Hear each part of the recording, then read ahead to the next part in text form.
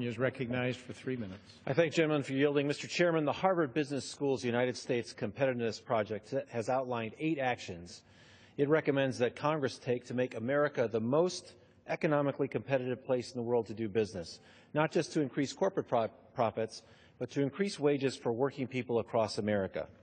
Among those 8 steps, which include immigration reform, responsible federal budgeting, tax reform, and investing in infrastructure and research, is simplifying federal regulation. The idea is not to lower standards, but to regulate more intelligently, keeping in mind costs and benefits, and focusing on outcomes rather than compliance methods. I am in lockstep agreement with the Harvard Business School and with House Republican leadership and with many of my Democratic colleagues on the objective of simplifying and streamlining federal regulation. But what frustrates me today is that the House Republican leadership's so-called Scrub Act has no chance of passage, and they know it. Because it requires costs to be arbitrarily cut with no policy and make it hard to do even good rulemaking in the future, it has virtually no support among Democrats, including most notably the President of the United States, who would have to sign the bill for it to become law.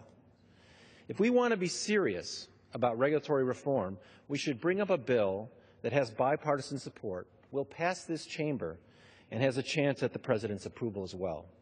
The amendment that will be offered later by my colleague Mr. Murphy of Florida that I co-sponsored is based on the Regulatory Improvement Act of 2015. The bill is strongly bipartisan, counting New Democrats, moderate Republicans, and even Freedom Caucus members among its co-sponsors. It would empower, like the Scrub Act, an independent bipartisan commission to sift through the regulatory accumulation of the past decades, to recommend changes and eliminations, and to present those recommendations to Congress for an up or down vote. Now, we have heard the Republican leadership say that Congress in 2016 will be about drawing contrasts. Apparently, that means that rather than seeking to work together in areas in which we agree, we will have a series of these message bills, like the Scrub Act, that are more about making a political point than making policy. So we will talk about the Scrub Act instead of passing the Regulatory Improvement Act.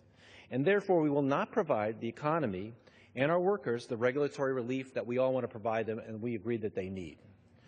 And that, drawing contrasts to win elections, instead of working on solutions for our constituents in areas in which Republicans and Democrats agree, is what people hate about Congress.